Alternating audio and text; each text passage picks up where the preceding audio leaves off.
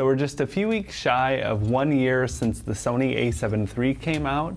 Is it really worth the hype? Is it worth your investment as a videographer in 2019? Let's get into it.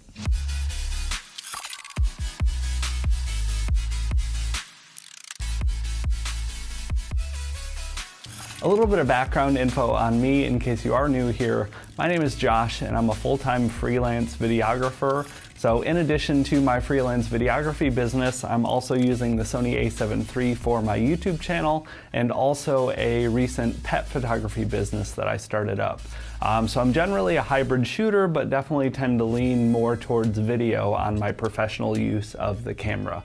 I have been seriously impressed with the image I'm able to get from this camera. I tested and tried a handful of different options before I picked this one up last year and made my final decision. It has not disappointed me. Over the last year of using it has just been incredible. It's taken care of just about anything I've thrown at it. It shoots full 4K video up to 30 frames per second, and it shoots 1080p up to 120 frames per second. I typically try and stick to 4K 24 frames per second as much as I possibly can, because that is the highest quality image that you're able to get from this camera. I've also noticed, compared to some of the older Sony Alpha cameras, they seem to have changed quite a few different things on the color science here.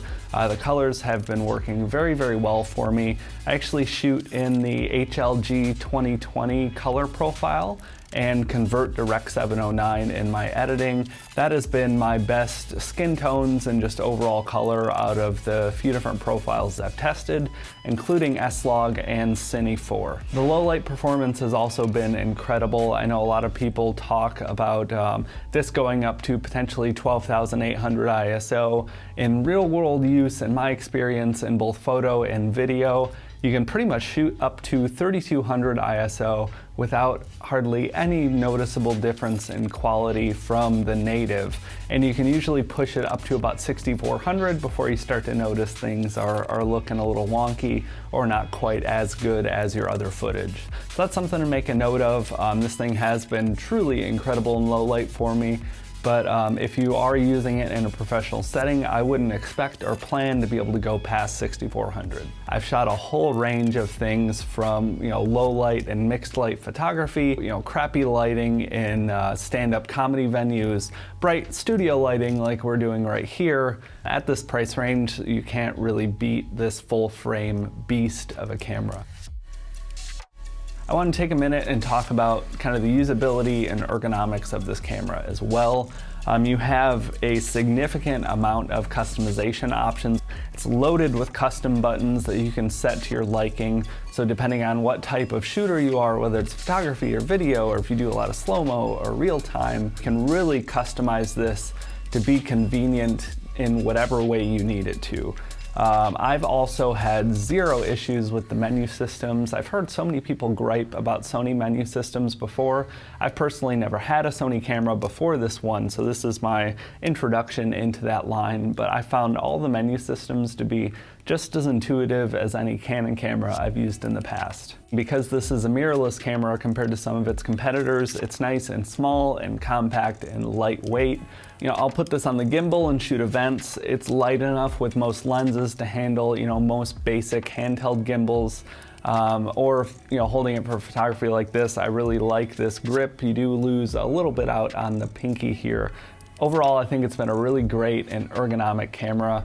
I've really enjoyed using it, in particular with those custom buttons. I'm gonna kind of call this next category real world experience. Like I said, I waited quite a long time to make this review because I wanted to really put it through its paces and test it in all of the different things that I use a camera for. The autofocusing system is another big improvement they've made with this compared to some of the previous Sony Alpha cameras. In general, it is a near flawless autofocusing system. It works really well in low light, it works really well for vlogging. You know, I can finally have the confidence to leave it in autofocus compared to some older cameras I used to always have to set manual focus, kind of like I'm doing right here with this camera. Worth noting as well, a lot of the shooting I've done with this is actually tethering my cell phone as an external monitor. One of the things that you lose out when you do that is the face detection autofocus and the eye autofocus. I actually haven't noticed any difference or particular issues when I'm shooting with my phone as a monitor versus without. So don't worry if you're someone that plans to do that. I know a lot of people have talked about that online being a concern. Even though the feature shut off, the autofocus has still been performing almost flawlessly for me. Another big improvement that Sony has made with this camera is the battery life. I am confidently able to shoot somewhere between 2.5 and 4 hours of 4K video non-stop on this camera before the battery dies. That is something I have never been able to do with any other camera. I actually have 2 batteries right now, and that has gotten me through entire days worth of shooting. So you're not going to have to worry about swapping batteries every 10 minutes like some of the older Sony cameras or other cameras. Another feature worth mentioning, especially for the professionals out there, you do have dual SD card slots and you are able to write and record to both of them simultaneously. So if you're someone that's concerned about losing footage, if you're a wedding or event shooter, no need to worry. You have that backup and you have that fail-safe if something were to happen to one of your memory cards. This really gives me a lot of confidence when I'm out on a job. Things that can't be repeated in events, it's very important to make sure and have that footage no matter what. You don't want to destroy a relationship with a client over a malfunction of your camera, and this is just one extra layer of security as a professional shooter.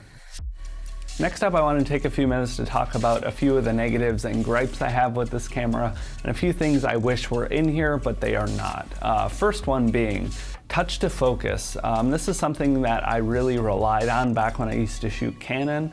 I like to do a lot of rack focusing. Even with the autofocus, you can get that really good realistic rack focus with some of the Canon cameras.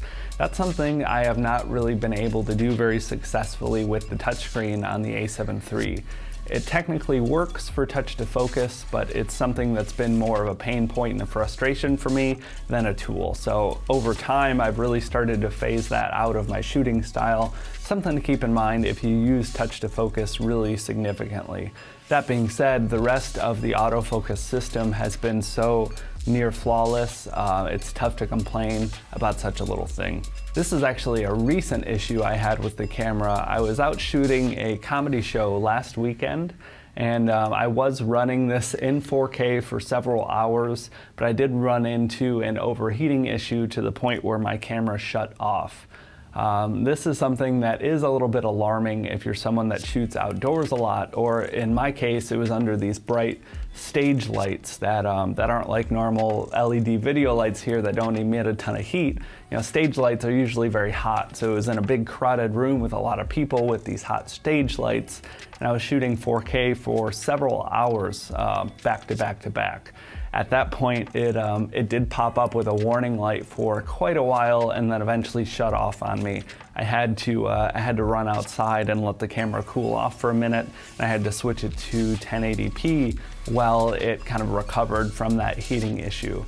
That is something that is a little alarming for me in using this in a professional setting. Luckily enough, I was shooting with someone else, so they had the coverage of the event. I didn't have to worry, but if I was out there shooting by myself, I would have lost time and I would have lost footage and I would have made a client very unhappy.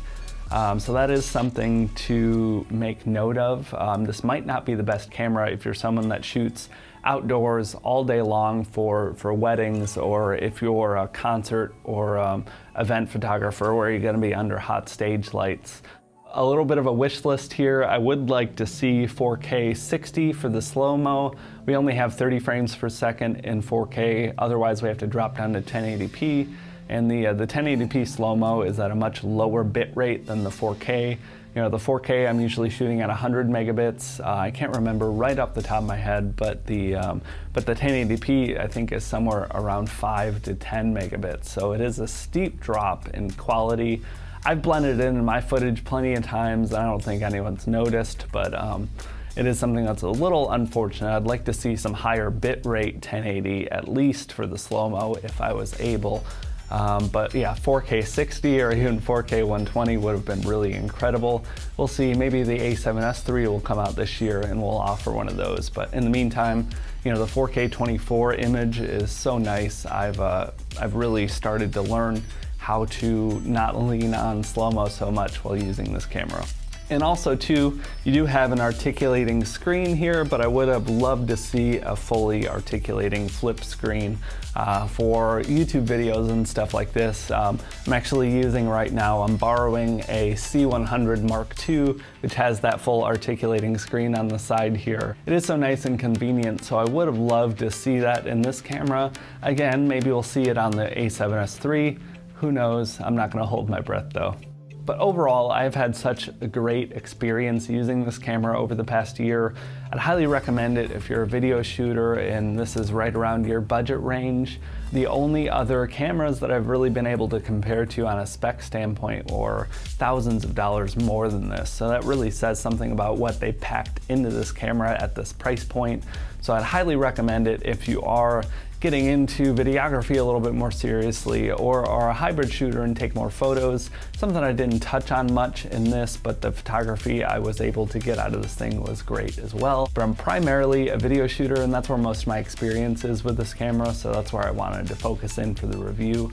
But yeah, photo or video, I've had a great time using this camera, and I'm really looking forward to the next couple of years while still improving my craft and getting to know this thing more and more. I'd love to hear your thoughts down below though.